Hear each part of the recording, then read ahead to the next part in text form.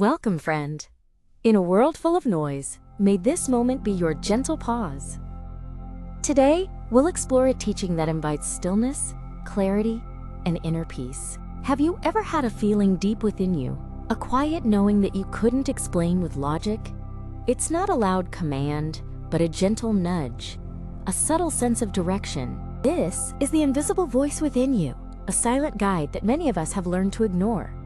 In our busy lives, we are taught to trust only what we can see and prove. We look for answers everywhere outside of ourselves, in books, from experts, on screens. Yet we often feel more lost and disconnected than ever before. This feeling of being adrift can lead to a profound sense of loneliness. But what if the most profound guidance you will ever receive is already inside you? What if the cure for that feeling of separation begins with learning to listen to this voice? Let's explore this together. In the Buddhist tradition, this inner knowing is not seen as something mystical or supernatural. It is understood as Prajna, or transcendent wisdom. It is the natural clarity of our mind. Prajna is the direct, intuitive understanding of the nature of reality. It's the wisdom that sees things just as they are, without the filters of our fears, desires, or opinions. It is not knowledge we accumulate from books. It is the wisdom that arises from a quiet heart. Think of your mind as a lake. When the surface is agitated by the winds of thought and emotion, the reflection is distorted. When the wind ceases and the water becomes still, the lake reflects the sky perfectly. Your intuition, your prajna, is that perfect reflection. It is your inherent Buddha nature, your capacity for pure awareness. So why do we feel so disconnected from it in our modern world? Because our lives are filled with noise. The constant rush, the demand for productivity, the endless stream of information, all keep the waters of our mind in a state of turmoil. We are conditioned to value the thinking mind above all else. We analyze, we plan, we worry. This constant mental chatter is like a loud crowd, drowning out the soft whisper of our inner wisdom. We have forgotten the art of simply being. We have lost touch with the silence from which true clarity is born. But this connection is never truly lost. It is only obscured. Reconnecting with your intuition is a journey of returning home to yourself. It is about gently clearing the waters of your mind so you can see the truth that has always been there. How, then, do we begin to listen? How do we know when our intuition is speaking? The first step is to recognize its quality. Intuition is rarely loud or dramatic. It often feels like a sense of peace, a quiet rightness, or a gentle pull towards one choice over another. It doesn't argue or justify itself. It is simply a calm, clear signal. Fear, on the other hand, is loud. It feels constricting, urgent, and often creates stories of disaster. Fear screams, "What if?" It is rooted in past pain or future anxiety. Desire is also demanding. It is restless and focused on a specific outcome. It says, "I must have this to be happy." It pulls you forward with a sense of craving and attachment. Intuition is different. It is neutral, calm, and detached. It guides you toward what is right for your path, not necessarily what your ego wants. It brings a sense of inner alignment and peace, even if the path is difficult. To nurture this voice, we must cultivate stillness. This is where the practice of mindfulness, or being fully aware in the present moment, becomes our greatest tool. The Buddha taught this as kata sampajana, or clear comprehension.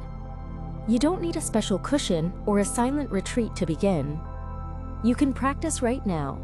Feel the weight of your body, the sensation of your breath moving in and out.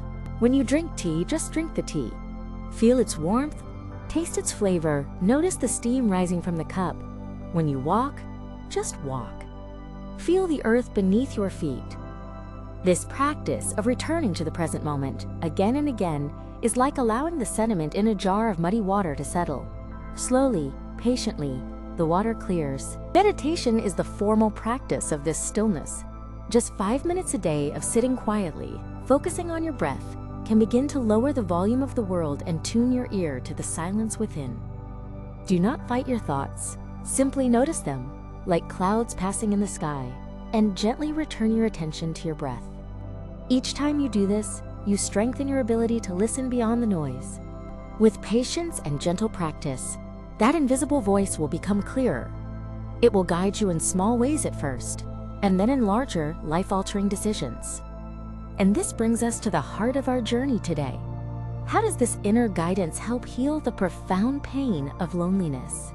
Loneliness is not simply the absence of other people. It is a feeling of being disconnected, misunderstood, and separate from the world. It is a spiritual ache. When you begin to listen to your intuition, you are, for the first time, truly listening to yourself. You start to understand your deepest needs, not the needs your ego thinks it has. You might realize that what you thought was a need for a romantic partner was actually a need for self-compassion. Or what felt like a need for social validation was a need to honor your own unique path. This act of listening is the ultimate act of self-love.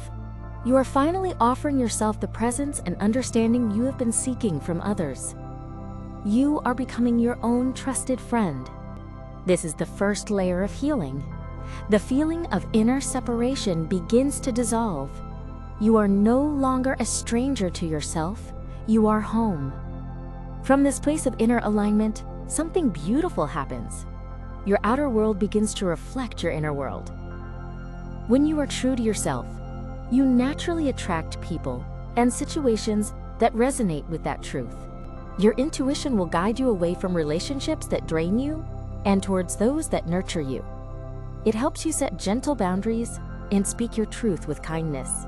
You will find connection not by trying to be someone else, but by having the courage to be fully yourself. This is the foundation of authentic, healing relationships. Finally, listening to your intuition heals loneliness on the deepest level. It connects you not just to yourself and others, but to the very fabric of life itself. You begin to see the intelligence and grace that flows through all things. You feel a part of the rustling leaves, the flowing river, the rising sun. You recognize yourself in everything. The feeling of being a separate, isolated self begins to soften. You realize you are a wave in the great ocean of existence, unique, yet inseparable from the whole. This profound sense of belonging is the ultimate antidote to loneliness. It is a peace that does not depend on external circumstances. It is the peace of coming home to the universe. So today, I invite you to a small experiment. In a quiet moment, ask yourself a simple question. Not with your thinking mind, but with your heart. What do I truly need right now? Then just listen. Don't search for an answer. Let it arise from the silence. It may be a word, an image, or just a feeling. Trust whatever comes. This is the beginning of a beautiful conversation with your soul. Thank you for being here. If this teaching brought you calm or insight, consider sharing it with one person or many. May you walk gently today with peace in your heart. Until next time.